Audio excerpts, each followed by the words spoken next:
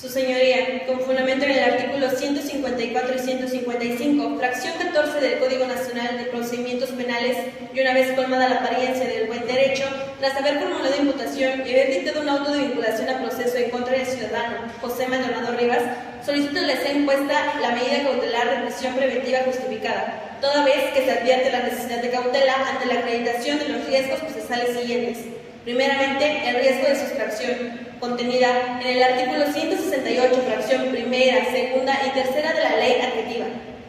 Lo anterior, en razón del informe de la UMECA, se desprende que el imputado cuenta con pasaporte y visa vigente para poder ingresar a los Estados Unidos de América, país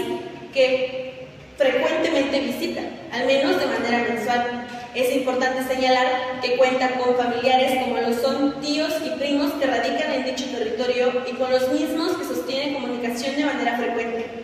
Aunado a esto, no cuenta con estabilidad laboral, por lo cual fácilmente podría mudarse al país vecino y laborar allá. También debe tomarse en consideración que el imputado pretendió darse a la fuga en el momento de la detención, esto con sustento del informe de la Policía Municipal, quienes manifiestan que tras haber ocurrido los hechos, el imputado ingresó a su domicilio y pudieron observar cómo pretendía salir por un lateral de este para evitar la detención. Debe tomarse en consideración que el máximo de la pena a imponer por el delito de homicidio calificado con agravante de ventaja asciende a 60 años. Esto conforme a lo impuesto en el artículo 125 y 136 del Código Penal para el Estado de Chihuahua. Con lo referente al riesgo para la comunidad del numeral 170 de la ley adjetiva, debe tomarse en consideración la naturaleza del delito, toda vez que esta fue de manera dolosa y fue por medio de la empleación de un arma de fuego. Esto se desprende del parte informativo de los agentes captores, quienes mencionan que en el momento de la detención del imputado le fue asegurado un revólver marca Colt calibre 38 especial. También fue encontrado en su domicilio y asegurada una caja de balas de 38 milímetros y una planta de marihuana de 30 centímetros de altura. Aunado a esto, el grado de alcoholemia que presentó en dicho momento el imputado ascendió a 2.2 miligramos sobre 100 en la sangre. Esto conforme al examen conducente emitido por la Cruz Roja del Estado de Chihuahua. Esto también es importante hacer saber que se encuentra estrechamente ligado con los antecedentes penales con los que cuenta el hoy imputado, los cuales son el delito contra la salud del número de causa penal 4568-2021 y el delito por portación de arma de fuego sin licencia de causa penal 1098-2021, ambos ventilados por el primer juzgado de distrito del Estado de Chihuahua. Debe tomarse en consideración que dejar en libertad al hoy imputado pone en peligro la integridad personal, la salud e incluso la seguridad de la comunidad. Ahora bien, con lo que respecta a la libertad del imputado por la restricción, este persigue un fin legítimo, como lo es la predictibilidad de la sentencia conforme al esclarecimiento de los hechos, ya que se considera una medida idónea. Lo que pretende hacer es asegurar la presencia del imputado en todo momento en el proceso y evitar los riesgos antes mencionados. Asimismo, es una medida necesaria, ya que en el catálogo contenido del artículo 155 de la ley antes referida no existe ninguna otra medida que no sea lesiva y pretenda conseguir el fin procesal que se persigue. Esto sin trastocar en ningún momento el principio de mínima intervención del derecho penal. También es proporcional, considerando que al hacer una preponderación balance entre el derecho de presunción de inocencia como derecho de trato y el derecho de libertad ambulatoria del imputado en contraposición con el derecho a la verdad, el esclarecimiento de los hechos, así como el aseguramiento del imputado en el proceso y la seguridad de la comunidad, se sobreponen los segundos. Es por lo anterior que se encuentra debidamente justificada la razón de la medida cautelar. De todo lo anterior, esta honorable representación social le reitera que se le aplica al imputado la medida cautelar de prisión preventiva justificada.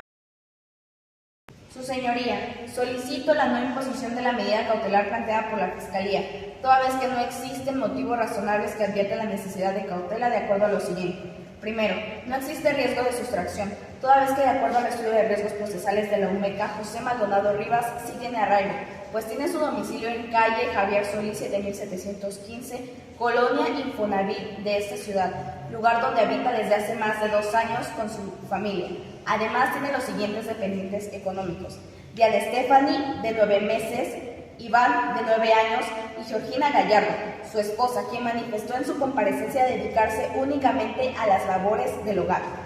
Por lo que respecta a la visa y al pasaporte de mi defendido, son utilizados únicamente para visitar a su padre en El Paso, Texas, quien además de ser dependiente económicamente, tiene una enfermedad crónica degenerativa, por lo cual necesita de cuidados especiales. Resulta subjetivo el hecho de tener parientes en Estados Unidos, ya que no existe dato que acredite que los visita con frecuencia. Contrario a lo que advierte la Fiscalía, mi defendido sí cuenta con trabajo. Labora en un taller de reparación de automóviles, además que desde hace 6 meses se dedica a la recaudación y manutención de fondos para un centro juvenil de su comunidad, el cual es apto para niños, lo cual se advierte del testimonio de Patricio Fermín Rojas. Respecto a su comportamiento, es importante reiterar que este ha sido voluntario, tal como se advierte de su comparecencia de fecha 16 de enero del 2022. Además, que este compareció voluntariamente en sede ministerial, no fue necesario el uso de la fuerza ni tampoco de la persecución para su detención, por lo cual resulta aislado el hecho de imponer la pena máxima a mi defendido, tal como lo establece el criterio 2016-746. Respecto al riesgo para los testigos,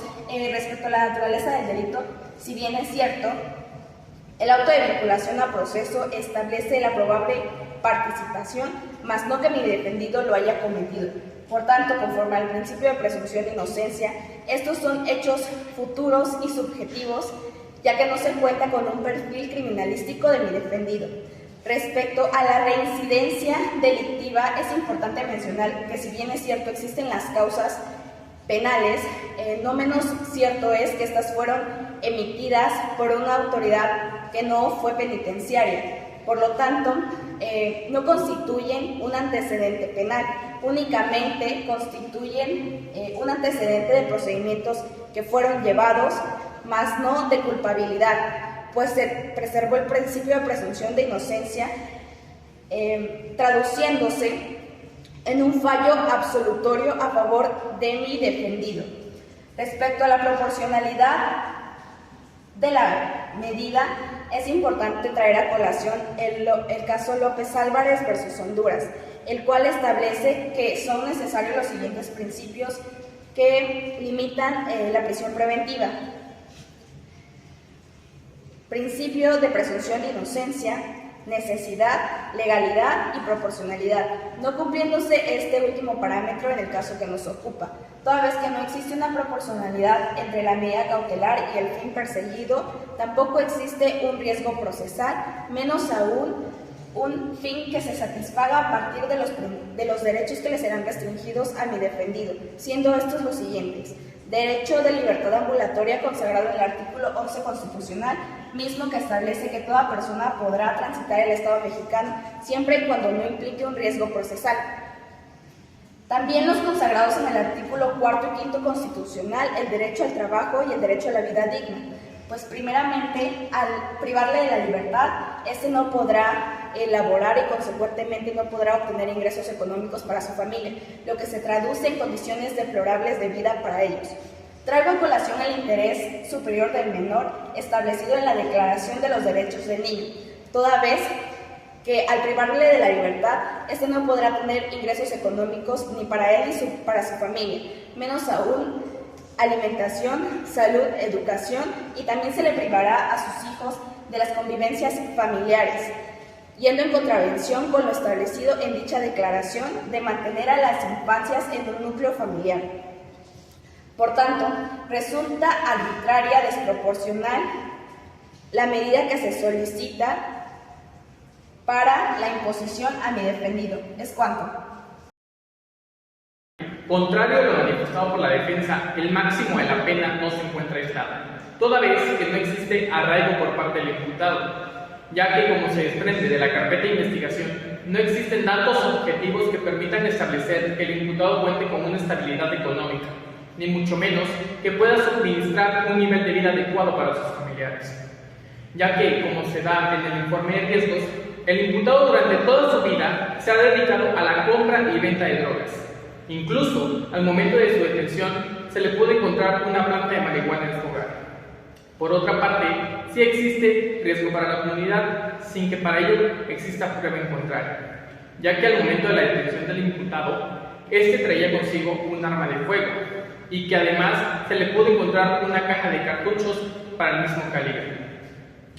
El uso de la prisión preventiva no violenta derecho alguno, ya que el imputado no cuenta con una estabilidad económica, ni mucho menos que permita suministrar un nivel de vida adecuado para sus familiares. Tal es el caso de su hijo Iván Marcelo,